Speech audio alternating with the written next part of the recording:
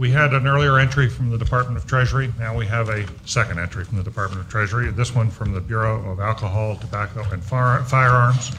It's called Disarming the Criminal, and our two presenters are Joseph Vince and Dale Armstrong. Good morning, ladies and gentlemen. My name is Joseph Vince, Chief of the Crime Gun Information Center, and accompanying me today is Mr. Dale Armstrong, who's the Chief Firearms Trafficking Section, and we represent the Bureau of Alcohol, Tobacco, and Firearms. The innovation we will speak of today deals with the utilization of a scientific and strategic approach to reducing violent crime and the method by which ATF is able to achieve this objective.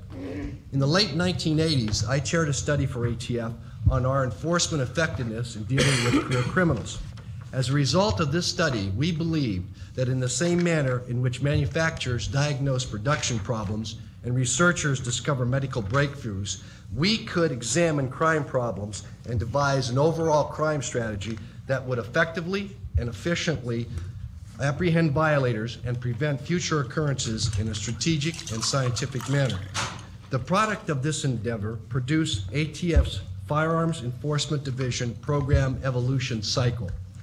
The first step in advancing this idea was to form partnerships with the academic community, enlist the assistance of subject experts in research, statistical analysis, probability, artificial intelligence, and computer technology.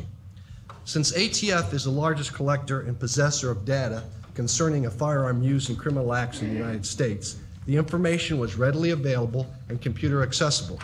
From this partnership, a series of ongoing research resulted in the creation of one part of our firearm strategy, and that is to limit the accessibility of illegally trafficked firearms to criminals, gang offenders, and juveniles. Specifically, the evolution cycle is constructed in the following manner.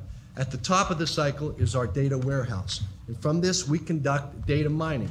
This enables us to develop our strategy and to use indicators that we have developed from our research to identify by name who our violators are.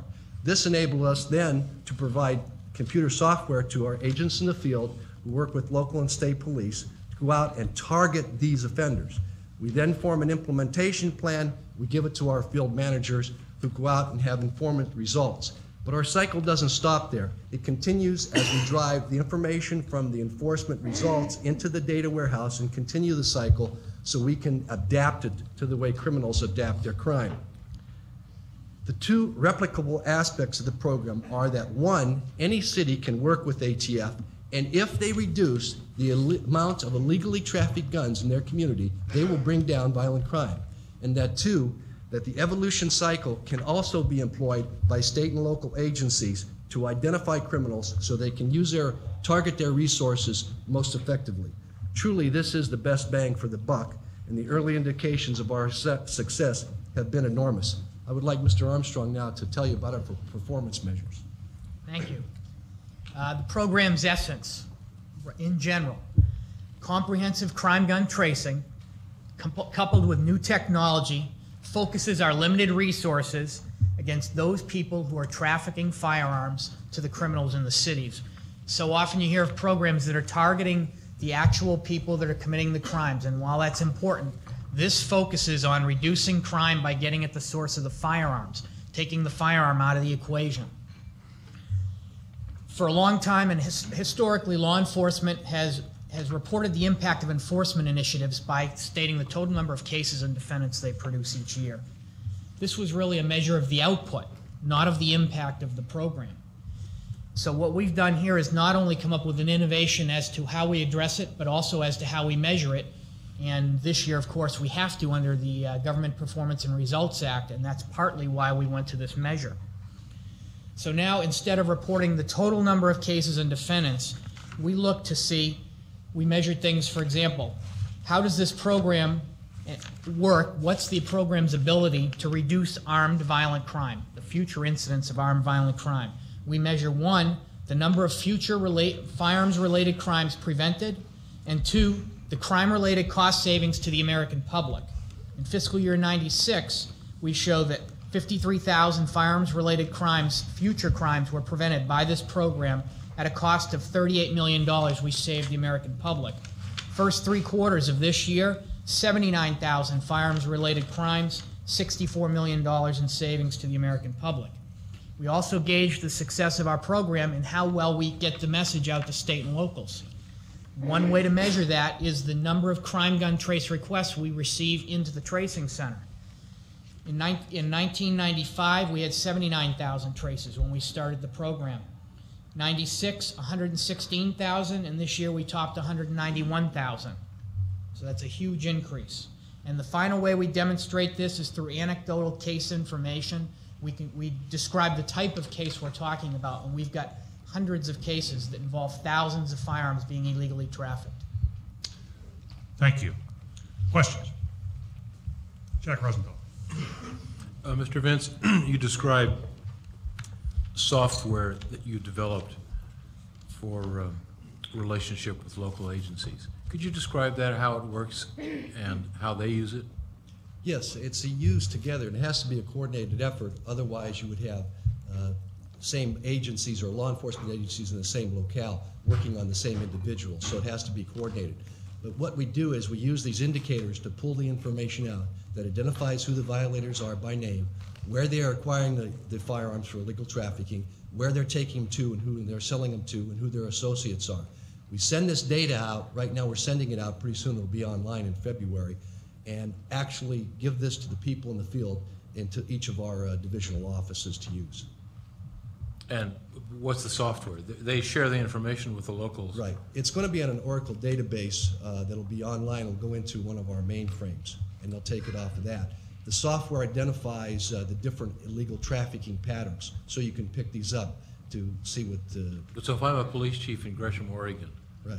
come whatever date, I can call up the Oracle database and see which suspicious characters in Gresham have illegal firearms or are in your database? Yeah, it's Project Lead is the name of the database. It stands for a investigative lead. As you scroll down the data, it'll come up like a spreadsheet, and it's based on the analysis of the crime gun trace requests you get in. In the trace chain of firearms that make their way to criminals, certain people will start repetitively showing up, and this will list them in order. People that show up in 10, 15, 20 crime guns being recovered. For example, here in Washington, D.C., we just had a case, about 30 crime guns recovered from gang members. One individual in Cape Girardeau, Missouri, showed up in all of these different unrelated crimes, and the case starts from there. Did you then nail that guy? Is that Yep. what happened? He was trading the guns to somebody in Tennessee who was a youth counselor who originally lived in D.C. He was bringing the guns here, over 1,600 firearms.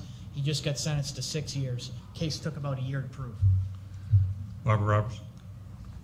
You just touched on something I was interested in, but I'd like to pursue it a little further, and that's the issue of the guns that are coming to young people as versus adult criminals. Can you, in the formula that you used where you talked about 2,200 illegal firearms and 53,000 prevented crimes, can you speak about what percentage of those might be involved with young people and guns as versus adult criminals? We can. Right now we have the Youth Crime Gun Interdiction Initiative in 17 cities. It's expanded to an additional 10 this year. It's a focused component of this program. We have an overall strategy. This allows us to take the technology and focus directly on the people whose firearms are recovered from youths and juveniles. We consider age 24 and under.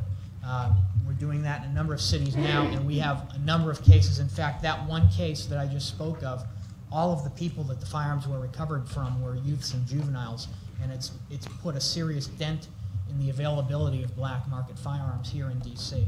Antonio. It's interesting to note that firearms that are legally sold and then go to juveniles used in crimes have a very, very fast turnover.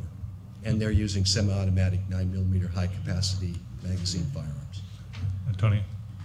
You indicated that this information was going to be on the internet or on the web or whatever. No. Well, my question goes to, how are you going to ensure that this type of information doesn't get to the criminal? It's going to be on a in-house line that's going to have a lot of security built in so that only law enforcement can utilize it. It's an intranet within ATF. It Right. wouldn't be internet accessible. Margot? What, do you have any indication at all that even though you take these people out, that the trade is just not deflected or given to somebody else? I think you have to look at it one way, and that is we were going after the career criminals and we were doing very good, and that was the tail of the snake. We kept cutting that tail off and it kept growing.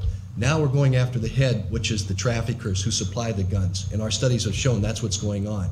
Benton Harbor Chief called me after we did the new youth initiative, and he said, Joe, in my little town, we had 42 homicides a year. They brought me up from Houston to do something. I worked with your people.